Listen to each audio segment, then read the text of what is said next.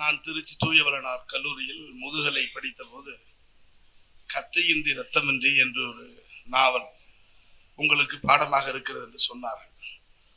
அந்த பெயரை கேட்ட உடனே நான் நினைச்சேன், இது ஏதோ அகிம்சை பத்தி பேச போவது போல இருக்கு என்று நினைத்தேன். ஆனால் ஒரு நிமிஷம் நண்பர்கள், கொஞ்சம் உள்ள வந்து செட்டில் ஆகுறீங்களா? கொஞ்சம் டிஸ்டர்ப் பண்றோம். ஆமா, உள்ளே வாருங்கள், உள்ளே வாருங்கள், உள்ளே வந்து கொண்டு நல்ல முன்னாடி வாங்க, முன்னாடி வாங்க, இடம் இருக்கிறது. யாராவது கொஞ்சம் முன்னாடி போய் கொஞ்சம் அவங்களுக்கு வழிகாட்டுங்களேன். உள்ளே வாருங்கள். பேராசிரியர்கள் கொஞ்சம் ஹெல்ப் பண்ணுங்களேன். ஏன்னா ஒவ்வொருத்தரும் ஜனமா வந்து கொண்டு இருக்கிறார்கள். பேசுவதற்கும் சரி, கேட்பதற்கும் சரி, அது கொஞ்சம் இடர்லாக இடைஞ்சலாக இருக்கிறது. ரைட்டு, நல்லா செட்டில் ஆகுங்க. குட். நான் அந்த நாவலை குறித்து சொல்லுங்கள். அது ஏதோ அகிம்சையை பற்றி பேச போகிற நாவல் போல ஒரு காங்கிரஸ்காரர் எழுதியிருப்பார் என்று நினைத்தேன். ஆனால் அந்த நாவலை படித்த பிறகுதான் தந்தை அவர்களை அறிந்து கொள்ளுகிற வாய்ப்பு கிடைத்தது. அதற்கு பிறகு நான் தொடர்ந்து தந்தையை வாசிக்கிற வாய்ப்பினை பெற்றேன். ஐம்பேறு இயற்கை, பேருவகை, மீள்வெளி, யாத்திரை, அதே போல என்று பல நாவல்களை படிக்கிற வாய்ப்பினை பெற்றேன். அதில் ஐம்பேறு இயற்கையை படித்த போது நான் உள்ளபடியே பிரமித்து போனேன். இறையாண்மை என்றால் என்ன என்பதற்கு ஒரு அற்புதமான ஒரு கோட்பாட்டு விளக்கத்தை தன்னுடைய புதினத்திலே அவர் நிறுவியிருக்கிறார். ஒரு அரசும் அரசு சார் நிறுவனமும் ஒரு சமூகத்தில் என்ன மாதிரியான மாற்றத்தை உருவாக்க முடியும் என்பதற்கு மாற்றாக அரசு என்கிற வடிவமே இல்லாமல், அரசாங்கமே இல்லாமல் மக்கள் தங்களை ஆண்டு கொள்ள முடியும் என்கிற ஒரு முன்மாதிரி சமூக அமைப்பை கட்டமைத்து காட்டிய புதினம்தான் ஐம்பேறு இயற்கை என்கிற ஒரு அற்புதமான புதினம். அது ஒரு சூழலியல் சார்ந்து பேசுகிறது என்று சொன்னாலும், ஆனால் அது முழுக்க ஒரு இறையாண்மை உள்ள ஜனநாயக கோட்பாட்டை எப்படி சமூகமயமாக்குவது என்பது குறித்த ஒரு அற்புதமான சித்தரிப்பை அந்த நாவல் வழங்கி இருக்கும்.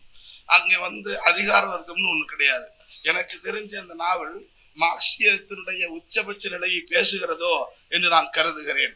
ஏன்னா மார்க்சியத்தினுடைய உச்சபட்ச நிலை சொல்லுவார்கள், அரசு உலர்ந்து உதிர்ந்து விடும் என்று சொல்லுவார்கள். அப்போ உலர்ந்து உதிர்கிற ஒரு சமூகம் எப்படி இருக்கும் என்பதை ஐம்பேறு இயற்கை நாவல் மிக அற்புதமாக நமக்கு காட்டுகிறது. அதில் வரக்கூடிய படைப்புகள் எளிய மக்கள், அதிகாரமிக்கவர்கள் என்கிற எந்த பாகுபாடும் கிடையாது. வயது வித்தியாசம் இல்லை. எல்லாரும் மனிதர்கள், எல்லாரும் மதிக்கப்பட வேண்டியவர்கள் என்கிற ஒரு அற்புதமான கருத்தை சொல்லியிருப்பார். அதுல மருத்துவம், தத்துவம், வேளாண்மை என்று எல்லா விதமான அறிவியல் துறை சார்ந்த அறிவும் அதுல மிக நுணுக்கமாக அதை பதிவு செய்திருப்பார். அதனாலதான் அந்த நாவலை எங்களுடைய பிள்ளைகள் படிக்க வேண்டும் என்று தமிழ் இலக்கியத்தின் படிக்கிற 1ஆம் ஆண்டு மாணவர்களுக்கு அதை நாங்கள் பாடத்திட்டத்திலே சேர்த்தோம். அதை தொடர்ந்து தந்தை அவர்கள் மீள்வெளி எழுதினார்கள். இங்க அதை பற்றி நிறைய தோழர்கள் பேசினாங்க. அது ஒரு அற்புதமான ஒரு சமூக போராட்டம். அதுல ஒடுக்கப்பட்டு கிடக்கிற இந்த சமூக மக்கள் ஒரு அமைப்பாகிற போது அவர்கள் என்ன மாதிரியான சிக்கலை எதிர்கொள்வார்கள் என்பதை, அந்த அடக்குமுறையை எப்படி ஒரு மக்கள் இயக்கம் தூளாக்கும் என்பதை மிக அற்புதமாக சித்தரிக்கிற நாவல் தான் அந்த நாவல். அதை தொடர்ந்து இன்னும் பல நாவல்கள் வாச்சு. அதுல குறிப்பா மறியல் என்கிற நாவல், அதை படித்து நல்லபடியே சில இரவுகள் தூங்க முடியுங்க. ஏன்னா அரச பயங்கரவாதம்னா என்ன என்பதை அழகா ஒரு இயல்பா ஒரு நனவோட யுத்தி முறையில அதை எழுதியிருப்பாங்க. ஏன்னா இங்க அரசு என்பது உச்சபட்ச அதிகாரம் மிக்க ஒரு அமைப்பு. யாரை வேண்டுமானாலும் எப்படி வேண்டுமானாலும் ஒடுக்கிவிட முடியும் என்கிற ஒரு சர்வாதிகார பாசிச தன்மை அரசுக்கு உண்டு. அதை அம்பலப்படுத்துகிற விதமாக தந்தை அவர்கள் ஒரு நிகழ்வு எழுதியிருக்கிறார். அது அரச பயங்கரவாதம் நிகழ்ந்ததற்கு பிறகு மக்கள் வரலாற்றை மக்கள் மொழியில் மக்களின் கோணத்திலிருந்து பதிவு செய்கிற ஒரு அற்புதமான அது ஒரு வரலாற்று நாவல்.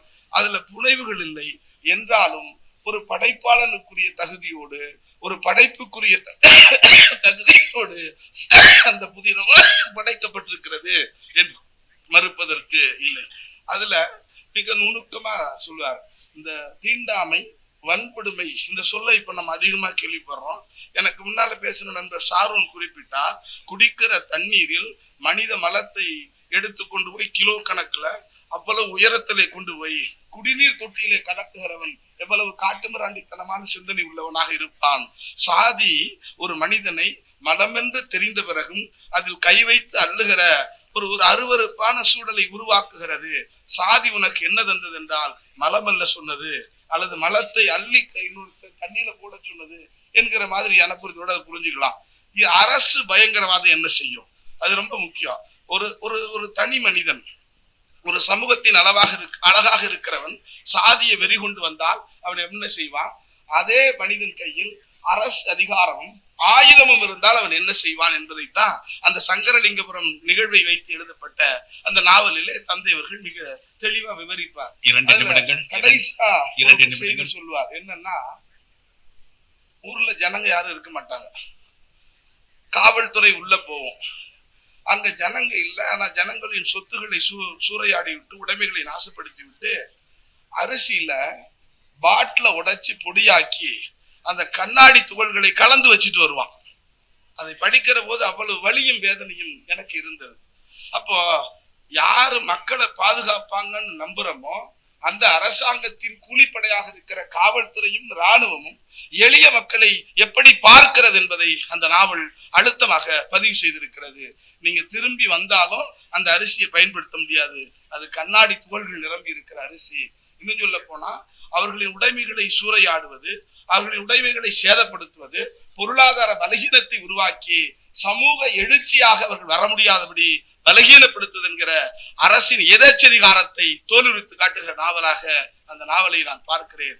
அந்த நேரத்தில் எல்லாம் மக்களுக்கு பக்கம் யார் இருக்கிறார்கள் என்றால் வரலாற்று ரொம்ப தெளிவா பதிவு. விடுதலை வேங்கைகள் இன்றைக்கு நின்றார்கள் என்று, விடுதலை சிறுத்தைகள் அந்த களத்திலே நின்று சங்கரலிங்கபுரம் மக்களை பாதுகாத்தார் என்கிற செய்தியை மிக தெளிவாக பதிவு செய்திருக்கிறார். மக்களை சந்திக்க போன தலைவர் திருமாவளவனை போலீஸ் உள்ளே விடவில்லை. என் மக்களை சந்திப்பதை தடுப்பதற்கு நீ யார் என்று போலீஸை மீறி அந்த ஊருக்குள்ள போனார் என்கிற வரலாற்று தகவலையும் அதில் பதிவு செய்திருக்கிறார். ஒரு தலைவன், ஒரு தத்துவம், ஒரு கோட்பாடு எப்படி இருக்க வேண்டும் என்பதை மிக அற்புதமான சித்தரிப்பாக வழங்கிய அந்த மறியல் நாவல் உள்ளபடியே நாம் எல்லோரும் வாசிக்கிறோம். இந்த சமகாலத்தில் சாதிய உளவியலில் சிக்குண்டு தவிக்கிற இங்க இருக்கக்கூடிய இளம் தலைமுறை தந்தையருடைய ஒவ்வொரு நூலையும் அணுவாக வாசித்தால் இந்த சமூகத்தின் சாதி பித்து தெளியும். அந்த சாதி பித்தை தெளிய வைக்க வந்த எழுத்தாயுதம் ஏந்திய போராளிதான் நம்முடைய எழுத்தாளர் மார்க்கு. அவர்களுக்கு 1000 முறை நன்றி வணக்கம் சொல்லி முடிக்கிறேன். நன்றி, வணக்கம்.